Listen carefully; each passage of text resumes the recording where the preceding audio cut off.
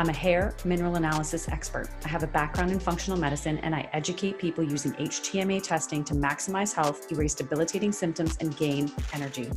I'm a multi-time kettlebell sport world champion, and I'm constantly searching for high-performance pros from all over the world to bring you this human optimization podcast. My name is Lisa Pitel-Killah.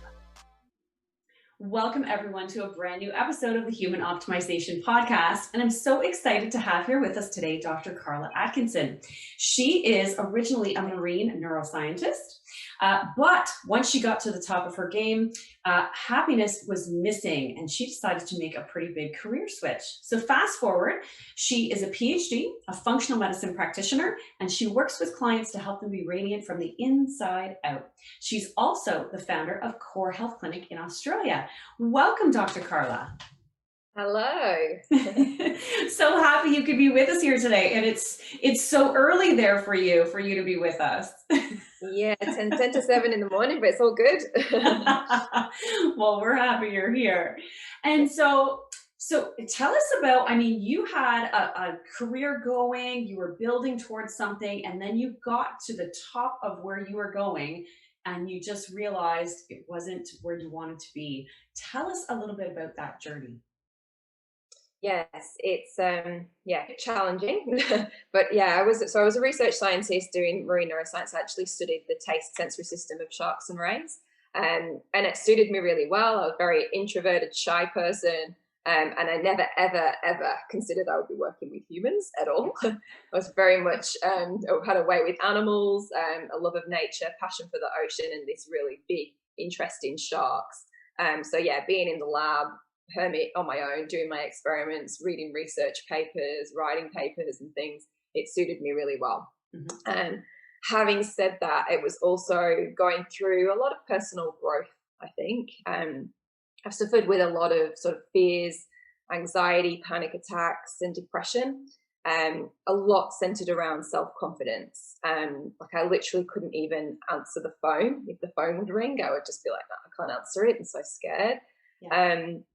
And I think before I did my PhD really is when it started that I was embarrassed by how I was and how I was reacting. And so I wanted to sort of face my fears and push myself so I didn't have these throughout the rest of my life. And so I volunteered in South Africa. I was in UK at the time, and I went to work in Africa, didn't know anybody, just went there for 6 weeks and volunteered with the Great White Shark Trust, like something that I would love to do. Mm-hmm. Pushed myself to do that, and that was amazing. And then I was also sort of, when I was trying to find a PhD in a topic, I contacted a lot of biologists around the world, and found one in Australia, which is where I've always wanted to be. Mm-hmm. And so I moved out here and volunteered in a shark lab there. Needed money, so I got temp work, and I got temp work as a receptionist, so I had to answer the phone, had to greet people, like face it head on. Mm-hmm. And yeah, so through all that, I've kind of developed that confidence. And then with the PhD, you obviously go to a lot of international conferences, presenting your work, working with other scientists and things. Worked in Germany and Italy. People didn't speak the language. Yeah. And I also did tutoring. And really then developed my love for the human physiology and anatomy, and that teaching aspect. And when the penny drops with people and they understand, then it's like, and that really lit me up. I felt good. And I kind of think that's where the seed was planted to move forward. So yeah, a big period of self-discovery and confidence growing, I guess. Yeah. Yeah. So yeah, lots of depression as well. It was, incredibly isolating, working on your own. I had good support, but nobody works on Shark Taste. I was like the only one in the world trying to figure it all out. And I realized I wanted to work with other people and bounce things back and forth and have more of a mentorship thing. Like I like figuring things out on my own, but I didn't want to just do everything on my own. Right.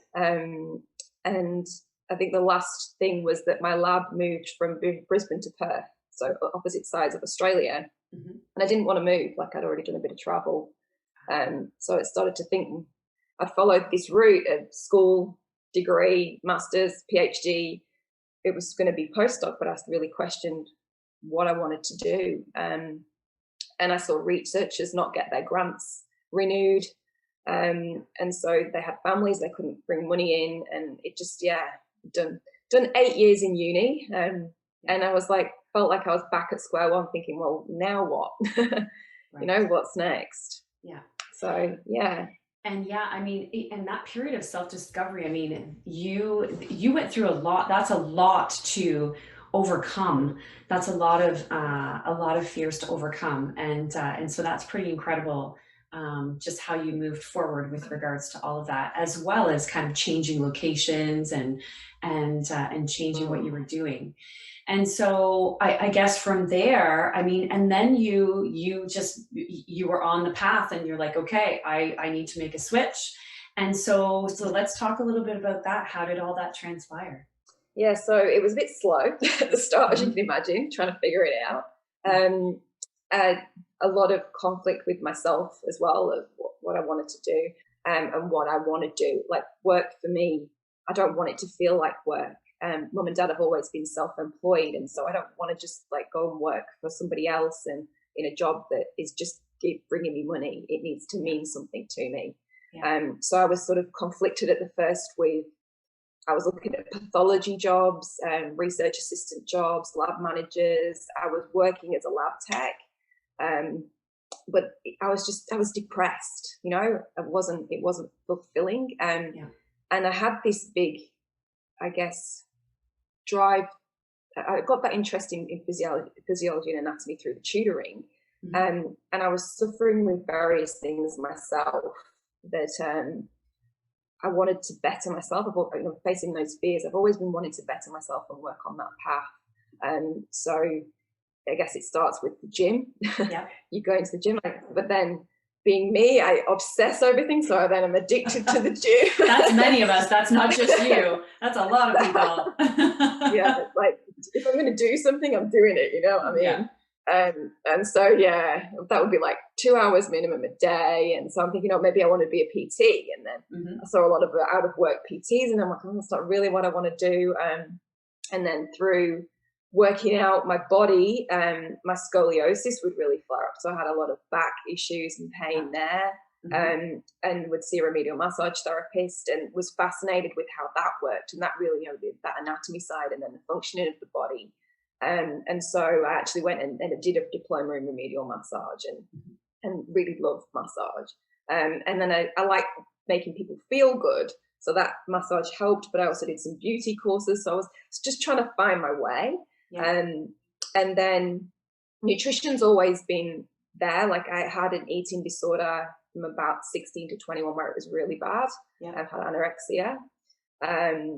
And then going, I guess, obsessing in the gym, you learn all the macros. And then I went vegan. So I was like trying to figure out getting all my nutrition. So nutrition was a big thing. So I did a advanced certificate in nutritional counseling. I have health issues, like I said. Like, this is so long-winded. It's all over the place. No, but you know what? It's nice to share. People, right? Everybody's has a story to share, and so coming out the other end and hearing that, it's always interesting. Absolutely, I think for me, it's a big thing is people seem to think that you need to have it all figured out and get there, and it's like my journey's definitely not. I've always thought I did. I always had this goal I was working towards. But it kept changing. So I was working, I had a gut parasite. My period was always out. It wasn't regular. Hormone issues, PMS, really painful periods, lots of depression. I also suffered a miscarriage. So I was just, it was a big sort of time of trying to better myself, trying to figure everything out, working with a lot of different practitioners, naturopaths, chiros, kinesiologists, etc. And being that researcher mindset, I was doing a lot myself as well, trying to figure things out. And that's when I found the functional health. I found the FDN course and thought, brilliant, that sounds perfect, and enrolled in that. And so that really brought it all together. It made sense of everything and allowed it to come as a package. Like, all of these little things are all important. And here I could understand and draw that bigger picture. So yeah, I also developed a bit of a spiritual side. I did Reiki and EFT, and I'm studying the NLP and sort of strategic life coaching now as well. Yeah. And yeah, people just started to ask me questions all the time, and I guess that's how the sort of business then developed. Found something that I was interested in, could relate, and yeah, grew from Well, and I mean, the knowledge that you've gained with regards to the nutrition, the functional part, and so and the Reiki, right? The energy. People forget about the energy part, and I talk about this all the time when I'm interviewing people, because that mindset, that energy in the body does so much for healing, right?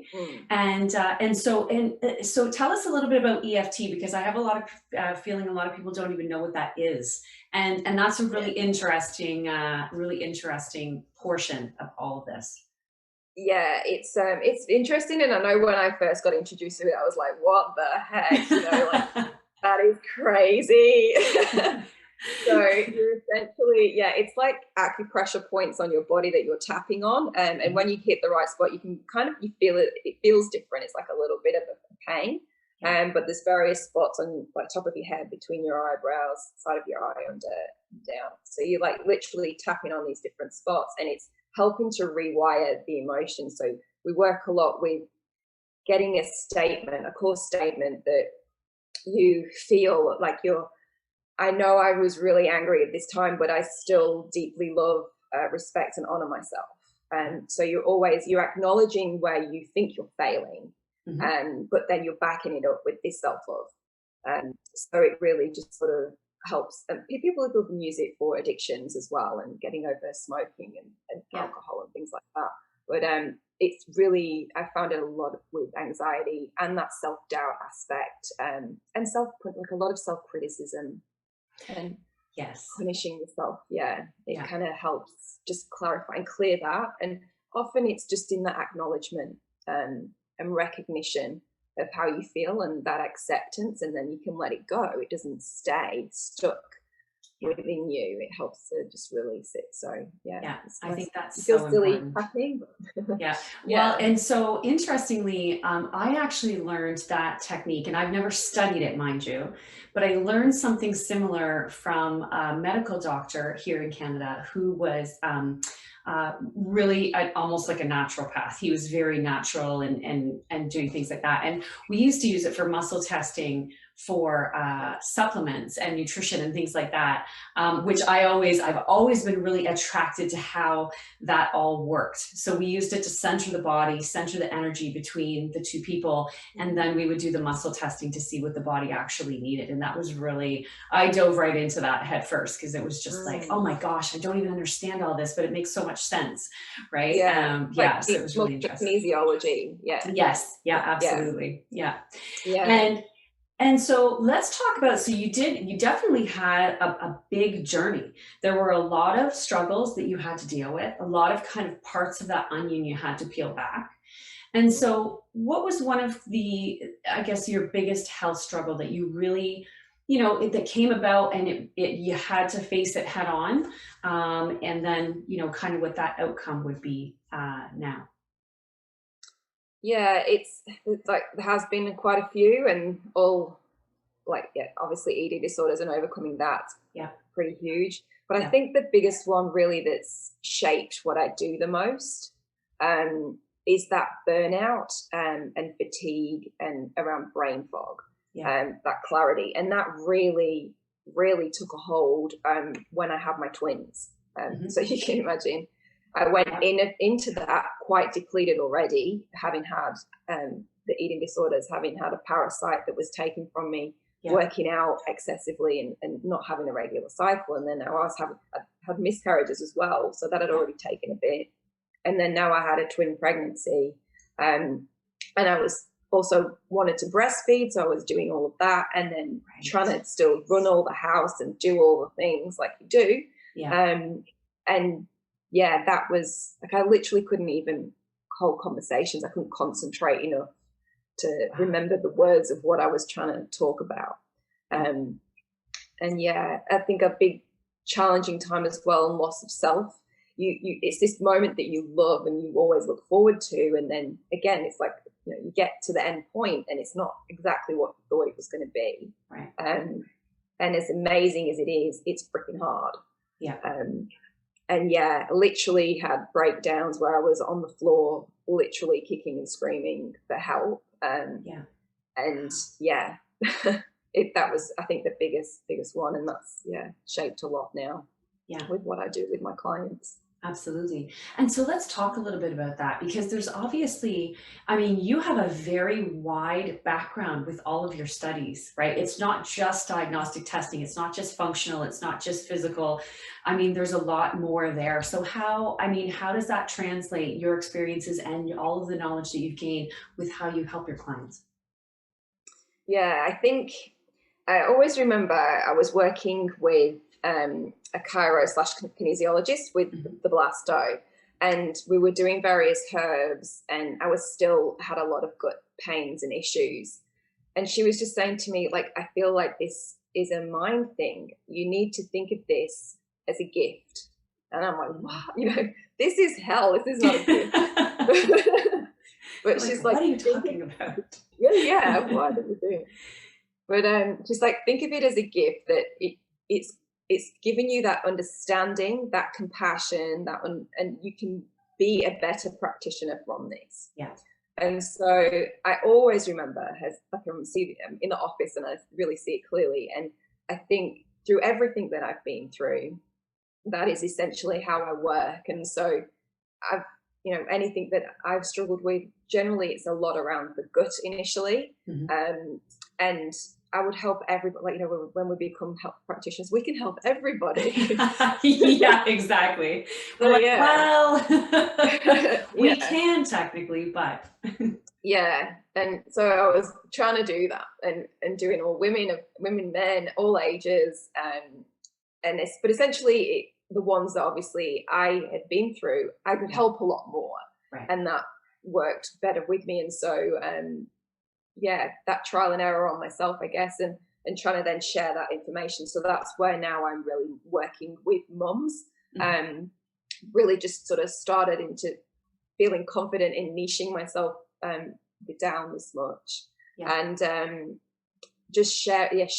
I had my natal chart read, which was really interesting. And even in that, she said, I'm very much a person that I have to go through things and I share what my learnings and my teachings from that are. And I really, that was like nice validation of like, that kind of works, you know? Yeah. So it's, but now I'm really focused on helping mums and really get past that feeling of that disconnection, that real depleted kind of feeling that they have, and then helping them gain back that empowerment really, and feeling that radiance from within, and feeling full of vitality that they can do things.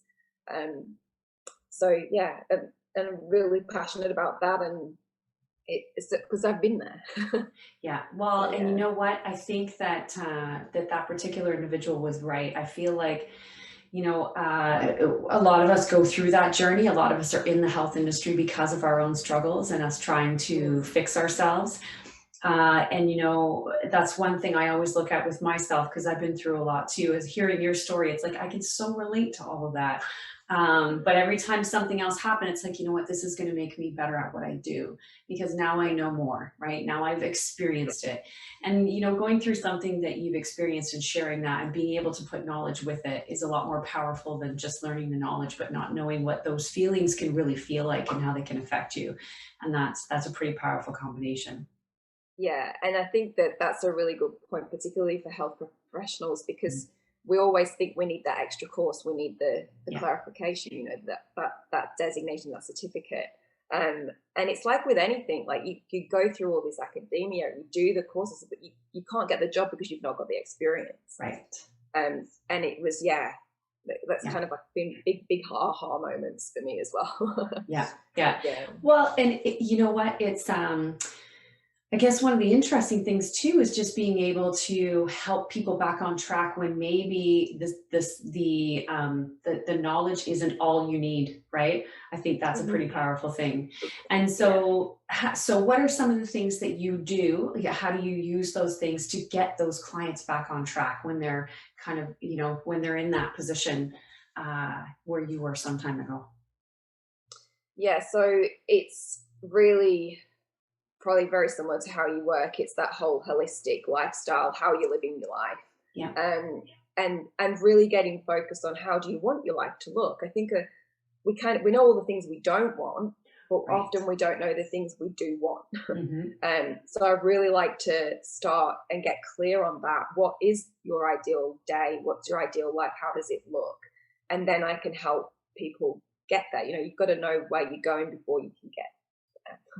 So I like to start there, and a lot of that is around that sort of core needs and values, so that you can, particularly with moms, because you obviously always putting your babies first, and yourself, it doesn't come into the picture. Like even hubby can, you know, be before you, and it's really getting clear, like, is your health a priority for you? Is it a value, something that you really value?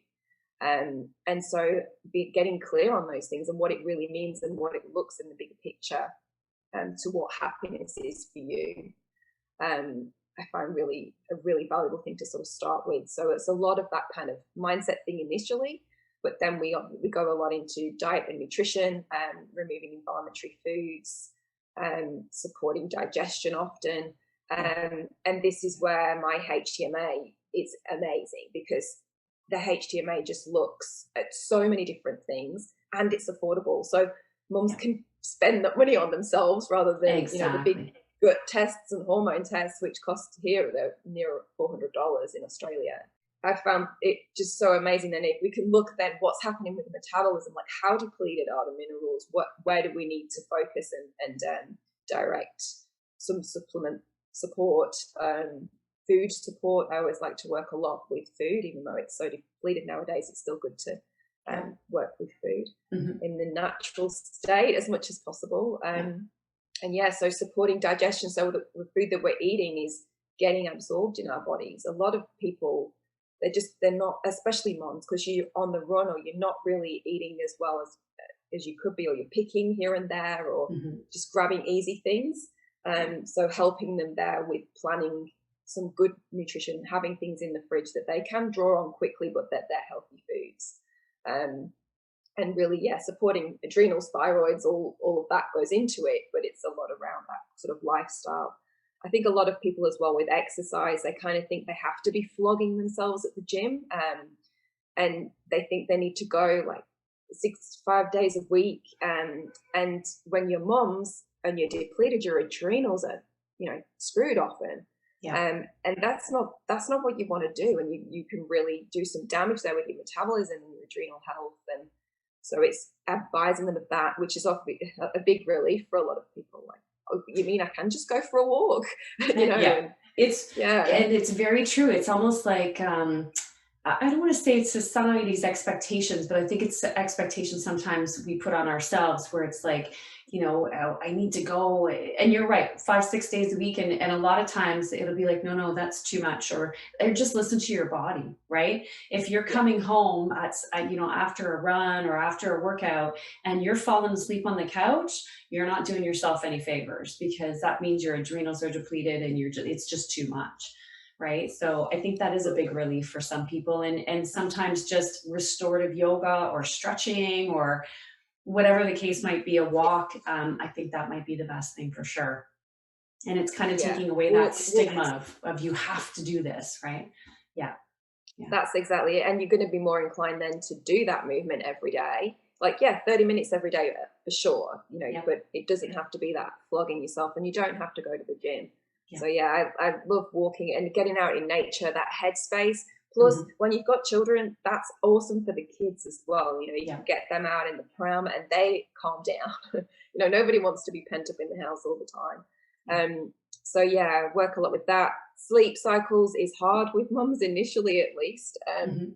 but again, that comes back to your values. So if you're really wanting to breastfeed, that's a big value. And then you realize it's more of a choice than this thing that's put, on you as much. So the mental state can help there deal with things better. Yeah. And yeah, just even working with them, getting back connected with their partner, which is a big thing. Libido goes out the window, and trying to, a lot of loss of self, and self. What you mean now? Are you just a mom? And just a mom is a big title. Yeah. But it's a struggle, but it's awesome, and it's just having, I guess, that sort of support, that acknowledgement, and understanding that I can give to my clients that can help them feel more empowered and live a better life that they're happy with. That's amazing. And again, I think the niche that you've chosen seems to really mesh and fit in with exactly what you've been through and what you bring to the table. And so, I think they would be lucky to find you. Now, so my question is, do you only work with people in Australia? Do you work with people virtually as well? How does it all work? Talk about your business a little bit and how that all works. Yeah, so obviously the massage and all the Reiki. Well, Reiki is actually distance, so we can do that anywhere. But it's worldwide.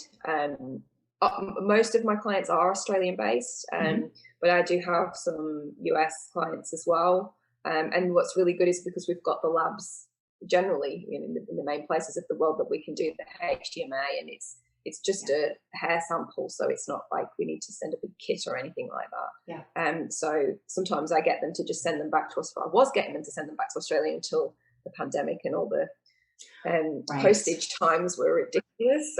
Yes, so, everything is slowed down. Yeah, so it's easier to keep it all here. But they're all sort of sister labs and they work together, so it's easy enough to work with people overseas as well. All my coaching and things is all online. I have a big online platform where we have your own portal where all the information goes, so it's all in one area. And we meet up regularly and have that support and work through things that you're struggling with. Amazing. So, Oh, good. Well, I will have all of the contact info for you in the bio, so make sure you check out the description. And so, again, if you are dealing with that, if you're a mom that just feels run down and not like yourself, or you're having issues with some of that self-discovery, then I think that's information that will be very valuable to you.